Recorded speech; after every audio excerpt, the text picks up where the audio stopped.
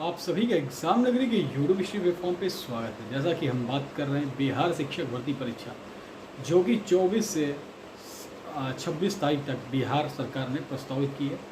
और जैसा कि आज भी ट्वीट आया था, अतुल प्रसाद जी जो बीपीएससी के अध्यक्ष हैं, उन्होंने ट्वीट किया था और ट्वीट में बताया था कि जो बीपीएससी की परीक्षा है जो करा रही है प्राथमिक की ओर, तो वो अपने यथा समय पर होगी। और जो भी ये एससी का आर्डर आया, जो भी आया है, तो अभी उसका फ़िलहाल से कुछ कोई असर नहीं है। उनका कहने का मतलब यह है कि परीक्षा जो है वो अपने जो समय दिया गया है, समय सारणी जो बन गई है, उसी समय होगी।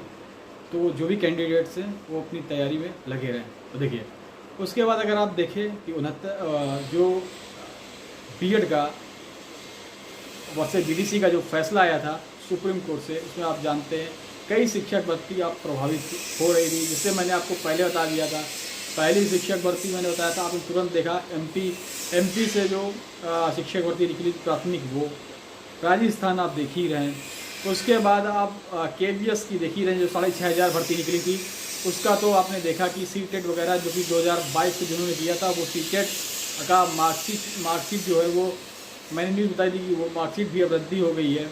क्योंकि जिन एग्ज़ाम हुए थे, जिन एग्ज़ामों में जिनमें कोर्ट ने ये लिख दिया था कि ये भर्तियाँ सुप्रीम कोर्ट के आदेश के अधीन होंगी, जो एक लाइन मुझे लगी थी, वो भर्तियाँ तो प्रभावित होंगी।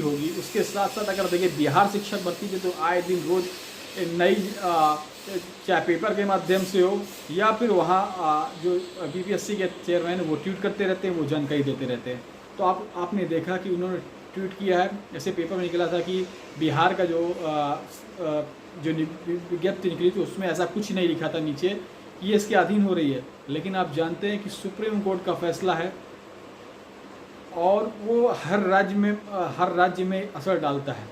लेकिन अभी क्योंकि अभी इसमें बिहार राज्य में जो एग्ज़ाम होना है, तो बिहार सरकार जो है वो वेट एंड वॉच की अगर एक स्थिति देखें कि एनसीईटी जो गाइडलाइन जारी करती है, क्योंकि अब एनसीईटी का 2018 का गजट पर तो रद्द हो चुका है। अब जो नया क्या गाइडलाइन जारी करती है, उसी के हिसाब से चाहे बिहार सरकार और सारी की सरकारें काम करेंगी, जो उसके निर्णय के अधीन नहीं थी। तो अब एनसीईटी क्या जारी करती नए गजट में, जो सुप्रीम कोर्ट का आर्डर है उसी हिसाब से करती है क्या है। क्योंकि आपने देखा कि बीएड के जो भाई बहन वो भी काफ़ी रीट्वीट कर रहे हैं और काफ़ी ज्ञापन कर रहे हैं। तो देखिए, बिहार में तो परीक्षा होगी, क्योंकि परीक्षा में तो सुप्रीम कोर्ट ने तो रोक तो लगा ही नहीं है। बीएड बाहर हुआ है क्योंकि उसमें बीटीसी भी मौजूद है। लेकिन आपने देखा कल के ही पेपर निकला था कि 4 लाख के करीब बीएड अभ्यर्थी प्लस अपेयरिंग वाले बीएड अभ्यर्थी बिहार शिक्षक भर्ती पर आवेदन किए हुए हैं। तो भर्ती तो प्रभावित होनी है। उसके साथ साथ जो सीटेट 22 का जो उन्होंने आवेदन पत्र लगा दिया वो तो रद्दी हो गया, क्योंकि आप जानते हैं कि एनसीईटी के 2018 जो का गजट पत्र है, उसी के माध्यम से ही बीएड को प्राइमरी में शामिल किया गया था। और हर जहाँ पे विज्ञापन निकलता है, हर विज्ञापन में यही लिखा जाता है कि एनसीईटी के 2018 गजट पत्र के माध्यम से बीएड को शामिल किया जाएगा और 2 साल के अंदर 6 महीने का ब्रिज कोर्स करवाया जाएगा। लेकिन जब गजट पत्र ही रद्द हो गया, लेकिन अभी ऐसी बिहार से कोई सूचना नहीं है। आज देखा कि चेयरमैन जो बीपीएससी के, उन्होंने ट्वीट किया, जो मैं बता चुका हूँ अतुल प्रसाद जी ने, कि परीक्षा यथा समय होगी।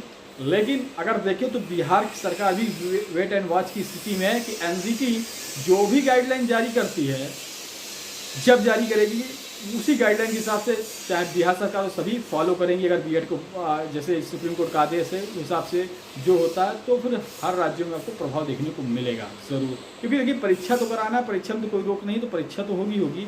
लेकिन इसमें यह है कि भाई बहन जो है, जो तैयारी कर रहे हैं, चाहे जो भी बीएड को बीटीसी अपनी तैयारी करते रहें, जब तक कहीं से पुख्ता वो न मिल पाए। लेकिन ये समझ लें कि सुप्रीम कोर्ट का फैसला बीएड के पक्ष पे नहीं आया।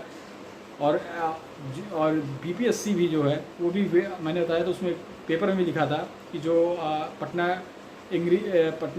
ट्रेनिंग कॉलेज के जो प्रचार, उन्होंने भी कहा था कि बिहार सरकार वेट एंड वॉच की स्थिति में एनसीईटी क्या नई गाइडलाइन जारी करती है उसी के हिसाब से होगा।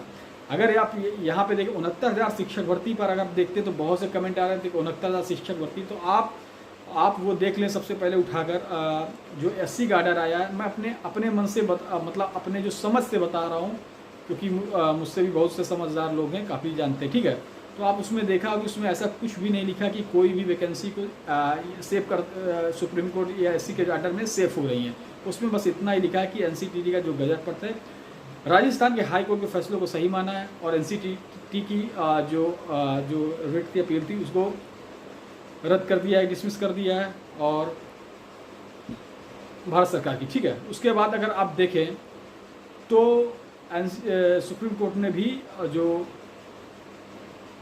एनसीटीटी का जो गजट पर जारी किया था बीएड को शामिल करने के लिए वो ही रद्द कर दिया, जिसके आधार पर आप देखेंगे कि पूरे देश में जिसके आधार बनाकर राज्य सरकारें बीएड को प्राथमिक में एलिजिबल करती थी उनको वो देखिए रद्द हो गया। तो अब आप देखेंगे, मैं ये नहीं कहना चाह रहा लेकिन मैं कहना चाह रहा हूँ कि किस आधार पर उनको वो अब भर्ती करती है कि गजट पर रद्द हो गया है। तो इसका फैसला देखिए सब जगह जो जाएगा लागू होगा और काफ़ी इसमें देखिए प्रभावित तो होंगे जब फैसला लागू। 69,000 शिक्षक भर्ती आप इसमें देखेंगे, 69,000 शिक्षक भर्ती पे भी इसका भी जिक्र एससी के आर्डर पे हुआ है, ठीक है।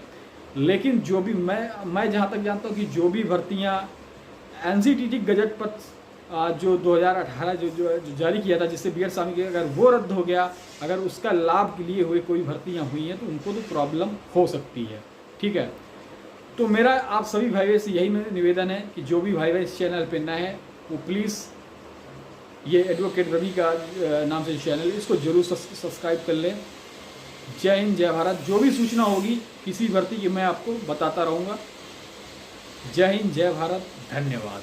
आशा है आप सभी भाई बहनों ने चैनल को लाइक सब्सक्राइब शेयर कर दिया होगा।